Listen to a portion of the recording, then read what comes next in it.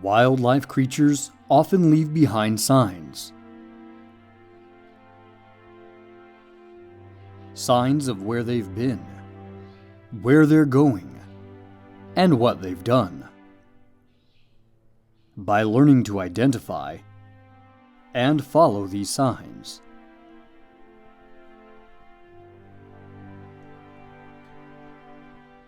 you may be surprised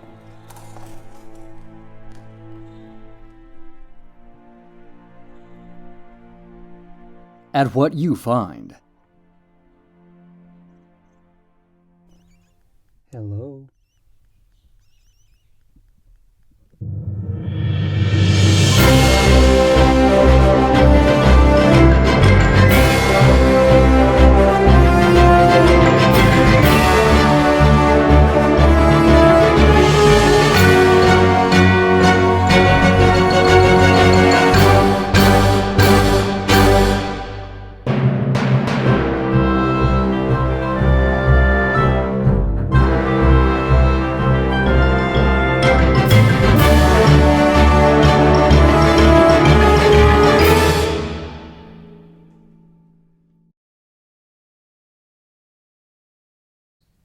Welcome back to Nature Unearthed.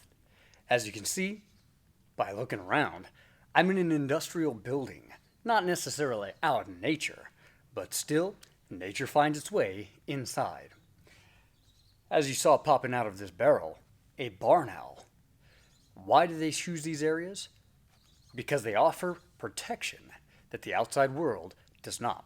With the lapse of activity, with all the industrialized area, predators of the barn owl are less likely to get in. And as you can hear,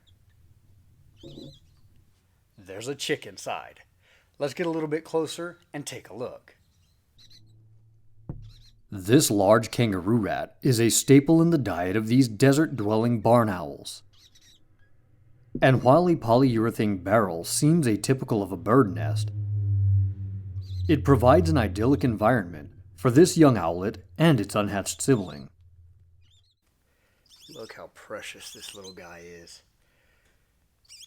Look at that. Oh, just a few days old. And already has these big feet. You can hear it vocalizing.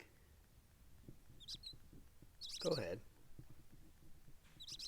Such a precious little thing covered in this down.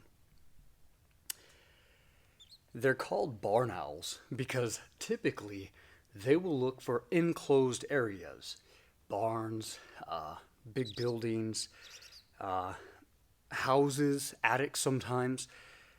They do find trees occasionally, but they like this enclosed area. And since they're typically found in barns or mills, they've gotten the name barn owl. And man, isn't this guy just so precious? I don't know if it's a guy or a gal, but wow.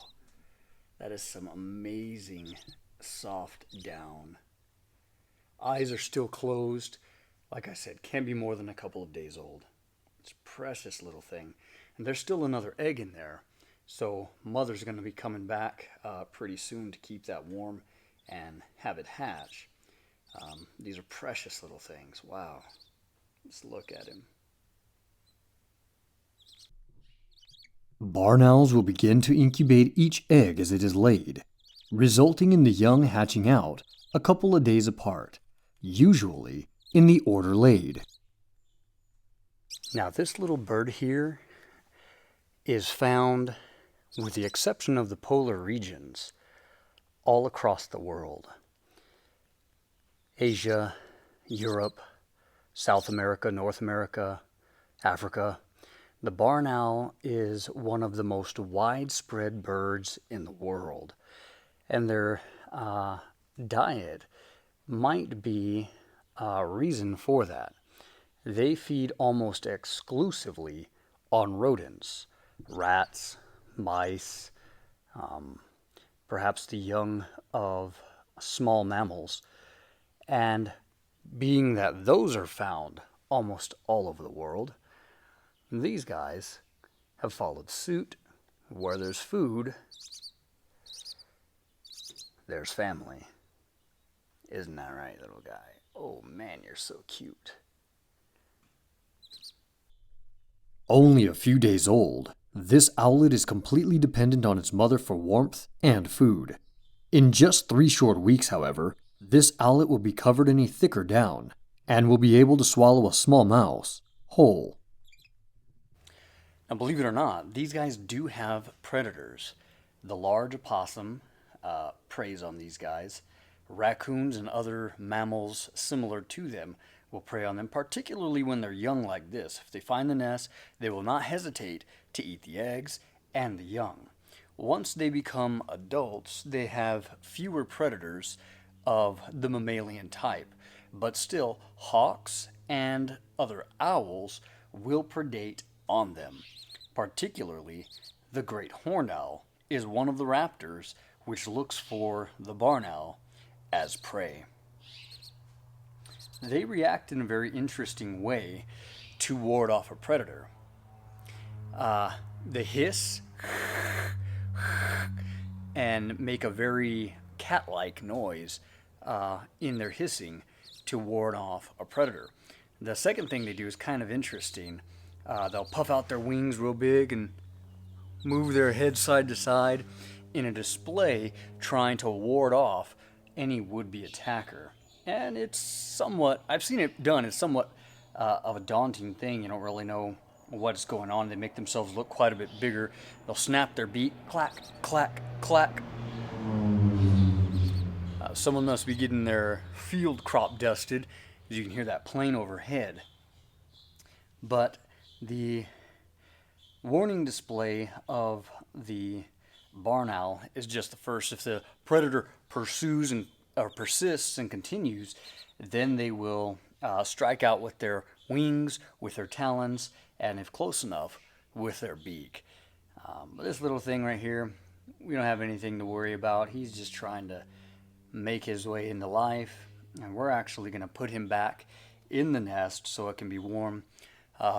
Mother owl is going to be back in about 10-15 minutes, so we want to be out of here when she returns so she can get back to feeding and warming her eggs. Nesting may be idyllic for this young owlet, but it's not out of harm's way. Rodent poisons and herbicides sprayed on crops can taint its food source, which may lead to debilitation as the toxins build up in its own body. Until next time, I'm Miguel Caldera. Get out and enjoy your hunt for nature.